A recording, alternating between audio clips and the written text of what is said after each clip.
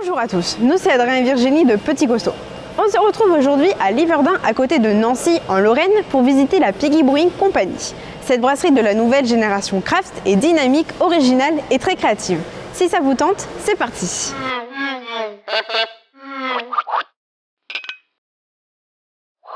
Bonjour Pierrot. Bonjour. Merci beaucoup de nous recevoir ici, donc à Liverdun, c'est juste à côté de Nancy, C'est ça. en Lorraine, dans la Piggy Brewing Company. Alors, voilà, on va parler de la brasserie, on va parler de votre univers, de vos bières, de tout ça. Est-ce que tu peux te présenter? Combien vous êtes dans la brasserie? Qui a quel rôle? Depuis quand elle existe? Voilà, est-ce que tu peux un peu nous parler de la brasserie? Donc moi c'est Pierrot, Pierrot Fechtig. La brasserie Piggy, elle a été fondée en 2016 par Romain et moi. C'était en fait un projet un peu fou d'amateurs, plutôt dégustateurs à la base de bière, dégustateurs de plein de bières, de très grandes bières. Et un beau jour, en France, il y a 10-12 ans, c'était quand même la galère d'obtenir des bières qui tenaient la route par rapport à ce qu'on avait goûté à l'international. Donc Romain, il a eu le trip de commencer à brasser en amateur. Vraiment juste pour le délire Mais les premières bières ont été plutôt réussies et encourageantes. Alors on s'y est mis tous les deux, moi aussi, il m'a formé au brassage. Et les résultats étaient de mieux en mieux. On nous a beaucoup encouragés, les pros, parce qu'on a beaucoup de potes dans le monde professionnel de la bière, dans les caves, dans les bars. Les gars nous disaient allez-y, allez-y, c'est bon les gars, vous n'avez pas à rougir face à un tel ou un tel. Et à un moment, tu as l'âge d'entreprendre, tu as envie de faire autre chose de ta vie que dans ton laboratoire ou derrière ton ordinateur. Et puis c'est parti donc on a démarré Piggy. On a été très vite rejoint par Lorenzo qui était un complémentaire à nous et on avait besoin d'un gars comme ça Donc on était trois et on a monté un très gros truc à trois rapidement. On a brassé à Façon au départ, chez IFBM à Nancy et chez Opiro à Maxéville. Pendant 1 an et demi comme ça, c'était super formateur pour nous, ça a été super intéressant. C'était pas du simple brassin à Façon où tu passes une commande et tu récupères ta bière et tu la vends. On a été sur le terrain, on a tout fait nous-mêmes chez Opiro, c'était vraiment cool. D'ailleurs, merci à eux parce que c'est aussi grâce à eux qu'on en est là. Et en 2019, en janvier, on a enfin pu démarrer ici. On a eu 6 mois de travaux et d'installation au préalable. Et voilà, donc ça fait 2 ans presque qu'on est ici.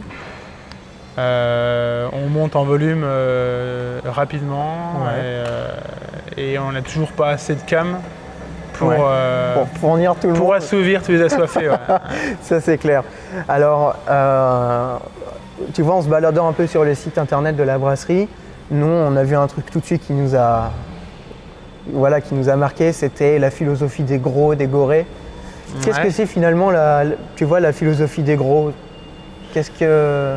C'est vrai qu'en fait c'est un truc qui fait tilter pas mal de monde parce qu'en fait on a monté un projet sérieux. C'est clair que Piggy Brewing, entre guillemets, c'est pas de la rigolade, mais on voulait pas que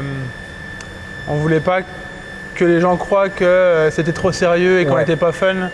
Et on voulait prouver aussi qu'on est capable d'avoir une affaire qui tourne et de délirer Donc on voulait un truc assez décontracté, fun, et puis le délire des cochons, c'est que on est en Lorraine ici, et Lorraine c'est les sangliers, les sangliou et puis en chouille, on s'appelait tous Mongoret. Voilà, ça...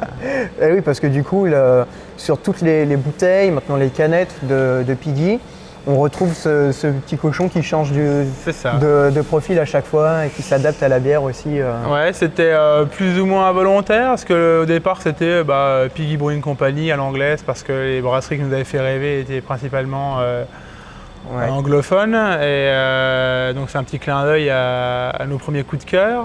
Et Piggy, donc le cochon, donc on a trouvé notre graphiste qui nous a fait un logo avec la tête de cochon. Et puis c'était pas forcément voulu au départ le cochon mis en scène, mais on a trouvé ça rigolo avec un graphisme qui changeait un petit peu, le côté dessin, aquarelle. Et puis alors ça plaît ou pas, Il y a des gens qui ont horreur, il y a des gens qui adorent. Ouais. Mais au moins, ça interpelle. fait parler, c'est clivant, quoi. Ouais. C'est, Ouais, ça interpelle. On arrive chez un caviste, on voit les cochons là, c'est quand même assez marrant. Alors, justement, parlant des bières, vous avez quand même un rythme de production assez soutenu. Vous sortez souvent, de façon assez récurrente, des nouveautés. Est-ce que vous avez une gamme permanente, une gamme éphémère? J'ai vu qu'il y avait une gamme saisonnière. C'est quoi la différence entre tout ça? Alors, pendant longtemps, on a voulu faire que des nouveautés. Ouais. Parce qu'en fait, on a un côté un peu égoïste. Ouais. C'est-à-dire qu'on brasse un peu pour nos gueules principalement. Ouais. Et de la même manière qu'on aime goûter des bières nouvelles, on aime brasser des bières nouvelles. Ouais. Et tu vas prendre l'exemple d'un chef dans un grand restaurant.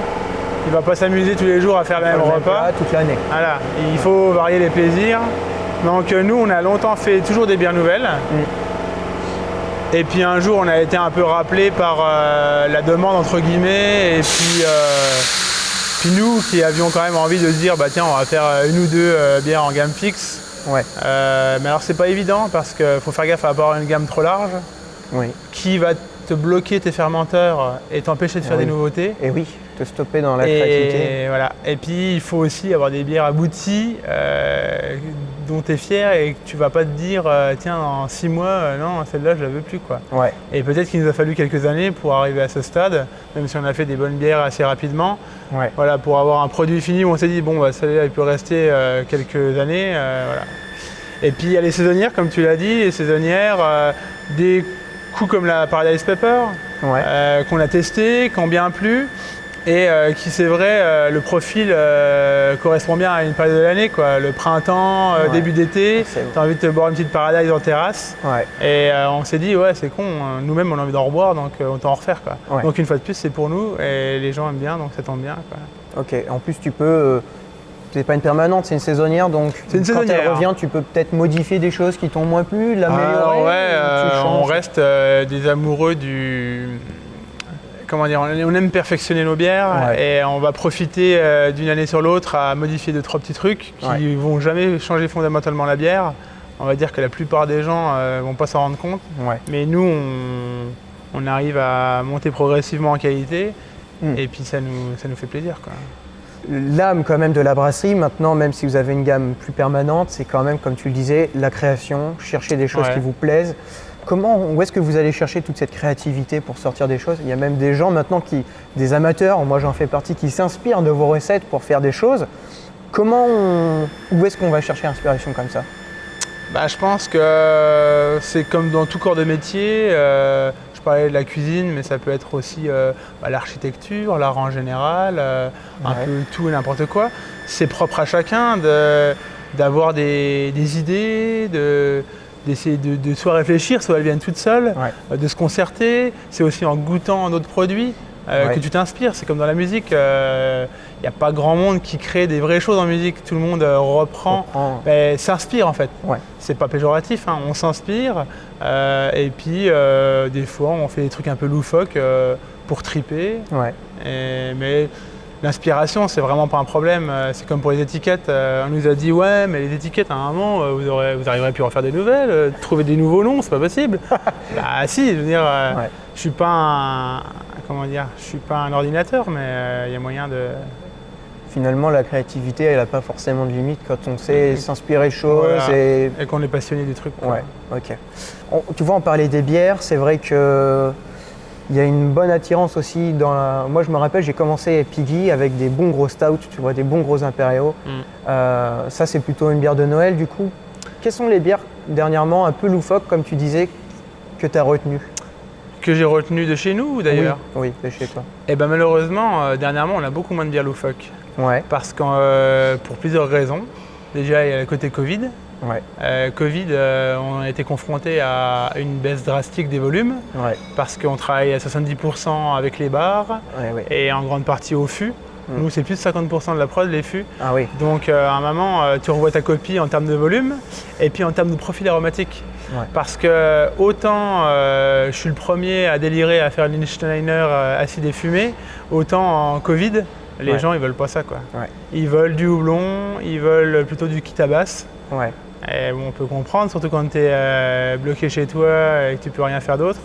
Mais donc on a vachement axé houblon, mais c'était bien aussi parce que du coup ça nous a permis de répéter plein de fois ce profil de bière et de l'améliorer. Ouais. Et ces 6 derniers mois, on a vraiment amélioré nos bières houblonnées.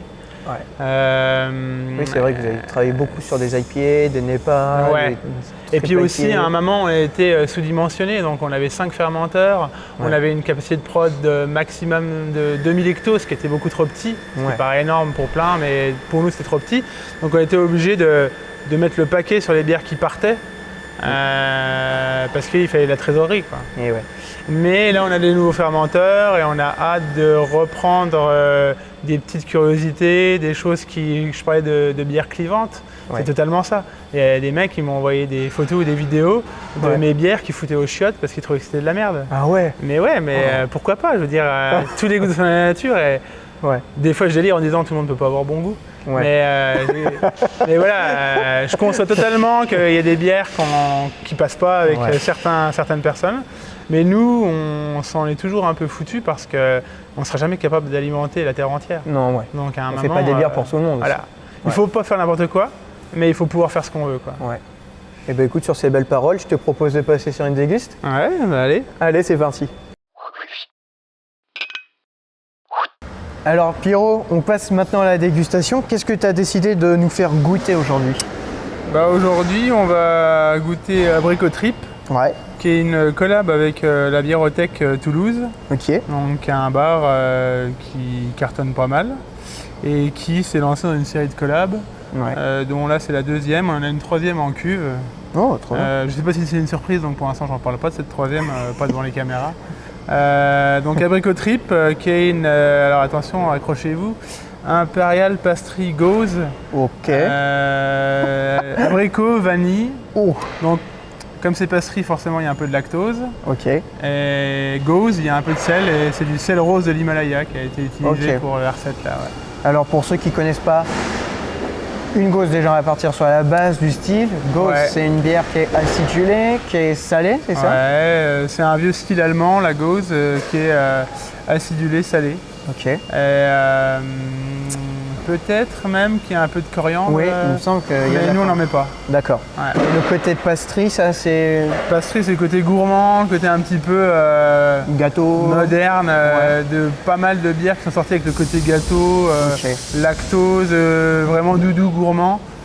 Pas un truc dont je raffole forcément à fond. Ouais. Mais quand c'est bien fait, pourquoi pas. Ouais, ok. Et Impérial, c'est. Là, on va voir parce que c'est fort, on est à 7 degrés et demi. D'accord, ok. Ouais. Donc c'est une bière qui réchauffe, qui est gourmand quand même, et en même temps qui est fruitée. Normalement, elle est facile à boire parce qu'elle a cette petite acidité qui fait passer plein de choses, dont l'alcool. Ok. Elle est assez forte et elle est fruitée. Ouais. C'est la bière facile, quoi. Ok. Un peu cocktail, on va dire. Bon, bah on va goûter ça. Santé. Ouais. À la tienne. À la tienne. Ah oui.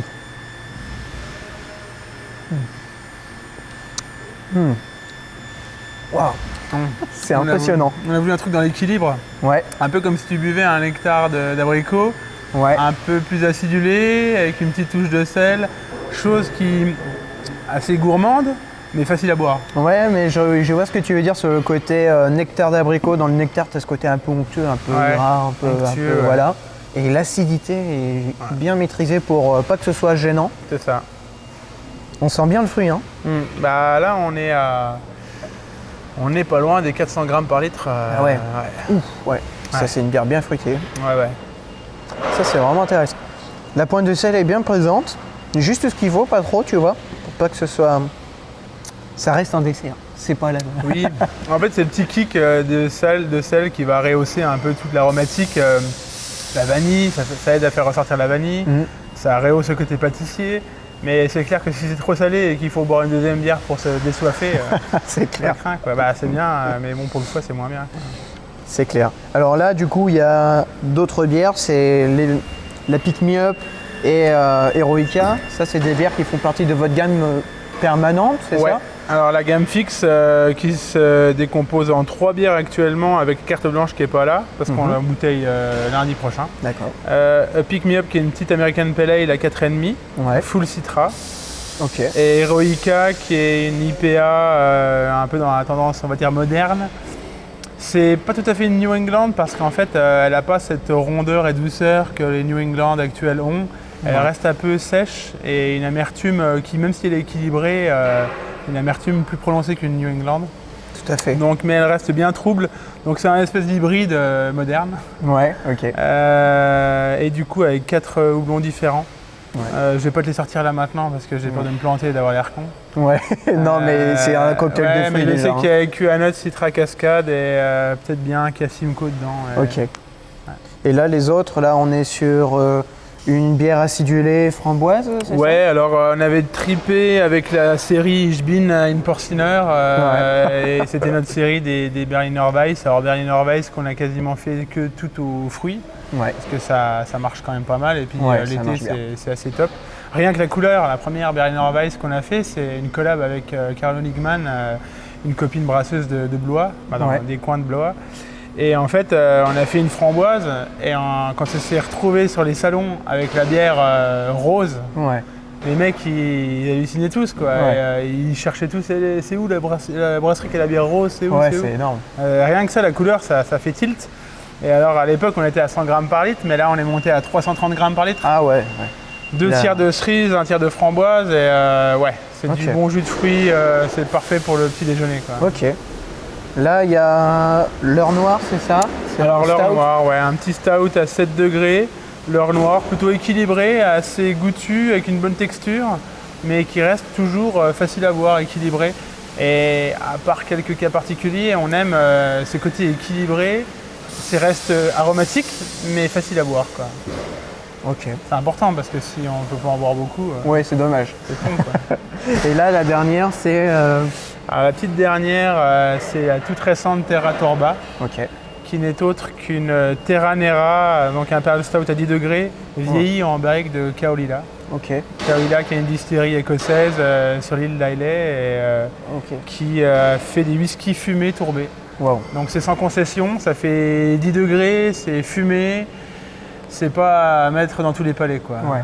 C'est peut-être un peu cliché ce que je vais dire, mais moi c'est la bière que je bois au coin du feu dans mon petit fauteuil en cuir. Ouais, c'est ce qu'ils appellent les bières de canapé. Hein. Oui c'est ça, c'est une bière de canapé, ouais. Ça.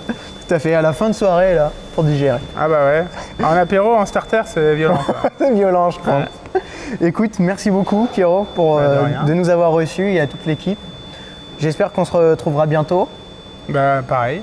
Et puis en attendant, bonne continuation. Merci. Et puis, bonne continuation à vous aussi. Merci beaucoup, santé. Santé.